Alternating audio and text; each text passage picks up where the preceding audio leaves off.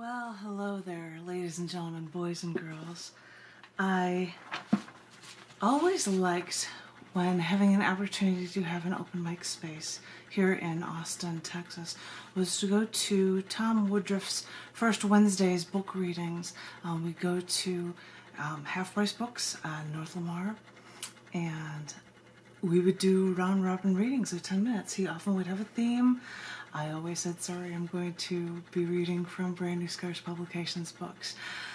Since the pandemic, I have, in honor of his readings, come out at the same time on the first Wednesday of the month to read poems from new books for you guys.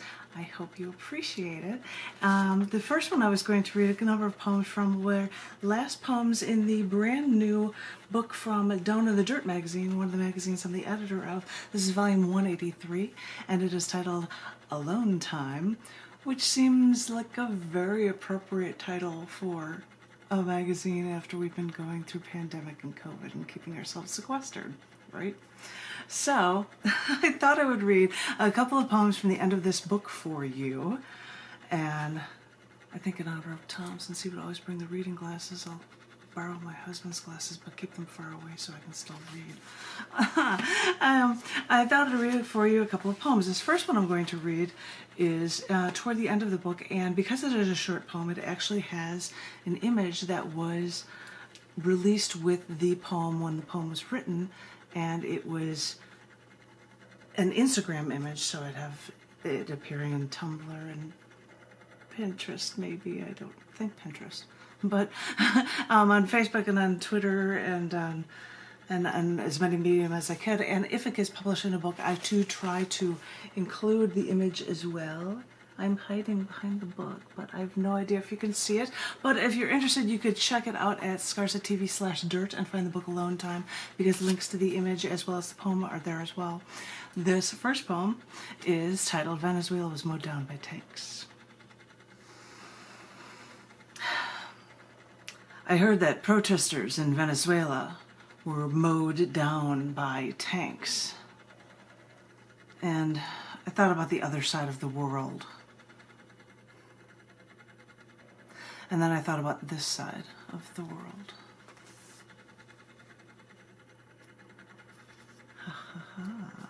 What am I doing trying to make people think? I'm skipping ahead a couple of pages so that I can read the last maybe 4 poems in the book. Ooh, maybe 6, because they're all short pieces.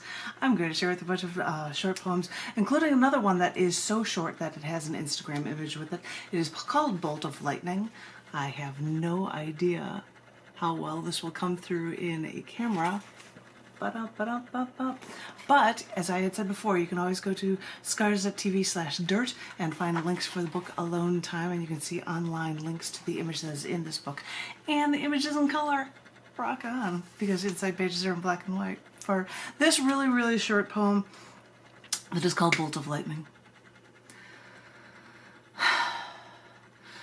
You creep upon me with the sound of silence. You speed away as fast as a bolt of lightning. Now you intoxicate me with all your essence. Let me hold your strength and never let go. What a romantic piece about a person.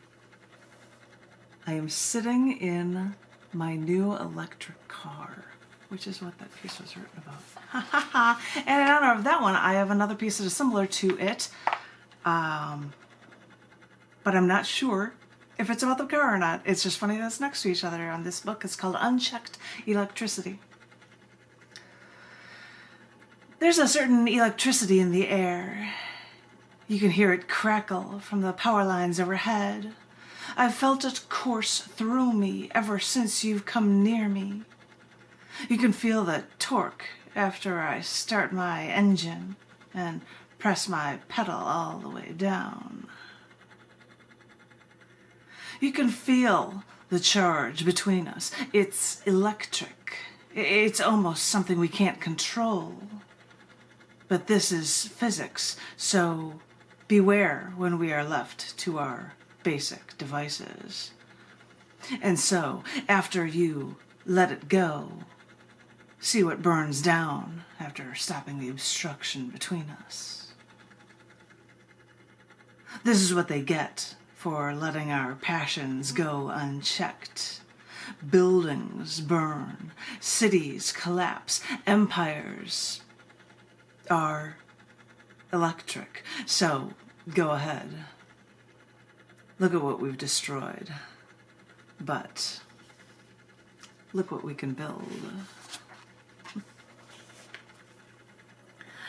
Okay, that was similarly themed with the car, but that's a cool thing about destruction of buildings because of passion. These next two pieces are about a poet who passed away here a few years ago. Brian, may you rest in peace. These are two poems about him. This first one is titled Precariously Balance. The world doesn't understand. I've been wanting to die since I almost died years ago, and I didn't know anyone else felt the way I did. We hold everything in. We put on a facade, and everyone ascribes it to our quirky ways. But we've been dying, and no one sees it. Only when the corpse is discovered does it rattle you for a moment. But the pain doesn't go away. You people take a moment, you grieve, and you think that time heals all wounds. But those who are first to live know the difference. It's a balancing act. And we walk on between life and death. You want to think that life is good, and it can be. But everything that could be terrible is lurking right behind. It's a balancing act. It's a tightrope walk. Some have slipped off. Some only precariously balance. That's the next piece for you, Brian. Is titled Ever Felt Safe. The safe word is gentleman. You see, I'm running out of safe words. I can't use my favorite safe words over and over again. By the way, my favorite safe word is pomegranate. But there's only so many times you can get away with using that. The safe word is gentleman. And I try to remember what a gentleman is like. And I try to remember the last time I felt safe. I remember feeling safe in my self-proclaimed big city hometown. I also remember feeling safe when visiting New York. I don't know, for some reason I always feel safe when I'm closer to both high-rises and derelicts. They say the safe word is gentleman, but the only time I've ever felt safe was when I could truly find a gentleman in a big city.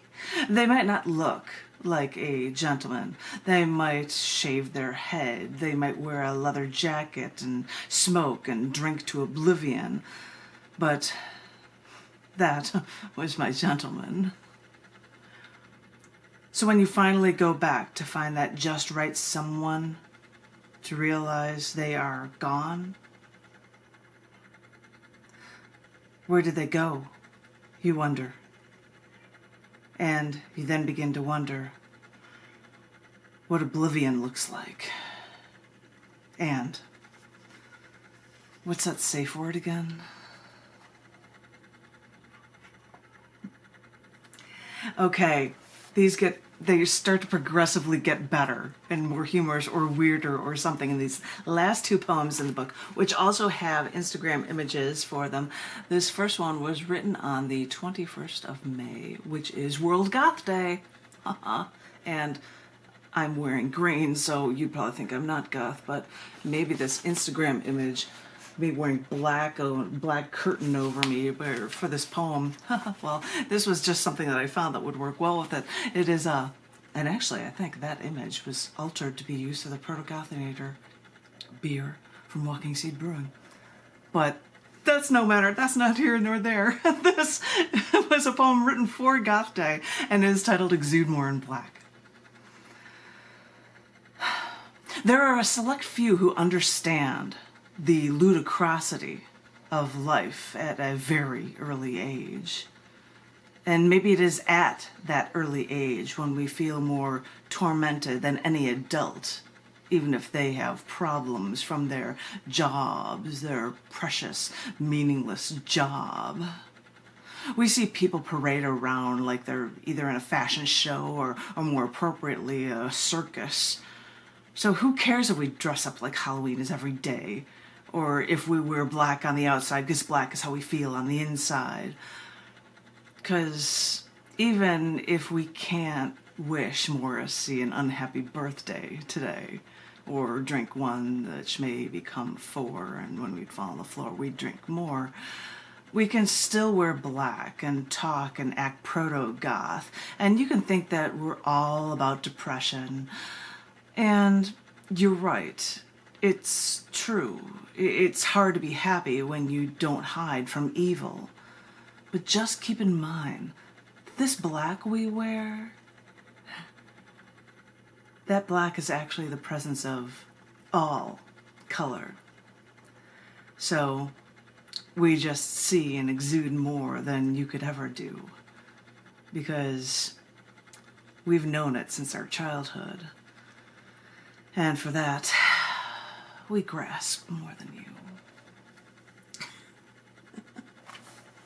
That does have an Instagram image. It's nice and dark. If you want to check it out, you can go to scars.tv/dirt, go to Alone Time, and you can find Exude More in Black and find the image that goes with it. You can also do that for the last poem in the book that is called XTC from Found Candy, which is a larger one because it's a short poem toward the end. So that one has actually more color in it too. But here's your short last one in this book, XTC from Found Candy. After stumbling out of the brewery with our open beers in our hands last night, we sat at a picnic table and found what looked like a single loose piece of hard candy. But then I remembered the strips of LSD, how drug makers etch designs into them for identification. I thought of the Daffy Duck tabs I remembered, and I looked at this one lone blue duck with etchings on it, seemingly stranded on this picnic table. And I wondered if anyone was brave enough to try this loose piece of what could have been candy, just to see what happens. Again, that's the last piece from the book, and that is XTC from Found Candy. And if you want to know anything about this book, as I had said, scars.tv/dirt. And you can find out about all of the monthly books that from Down the Dirt magazine, as well as from the longer standing magazine, CC&D magazine. I hope you enjoyed this reading. I might come back, as I would do round-robin readings at Half Price Books for community poetry at Half Price Books. I might come back for a couple more readings in this allotted time for community poetry. I hope everyone is remaining safe. I hope everyone is remaining creatively inclined, and everyone is getting vaccinated like good little soldiers, so we should be getting better really, really soon. You know, girl can only hope, right? So everybody, you hang in there, and I will talk to you all very, very soon. Thank you very much.